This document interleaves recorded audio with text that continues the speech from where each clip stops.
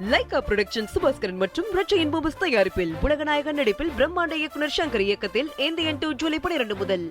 மக்களவை எதிர்க்கட்சித் தலைவர் ராகுல் காந்தி இன்று மணிப்பூர் செல்கிறார்.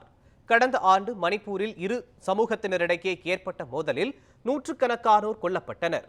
60,000த்திற்கும் அதிகமானோர் வீடுகளை இழந்து நிவாரண முகாம்களில் தஞ்சமடைந்தனர்.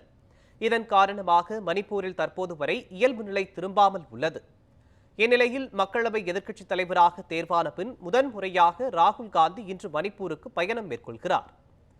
அண்மையில் கலவரம் பிடித்த ஜிரிபாம் பகுதிக்கு சென்று பார்வையிடும் அவர் நிவாரண முகாம்களில் தங்க வைக்கப்பட்டுள்ள மக்களை சந்தித்து பேசுகிறார்.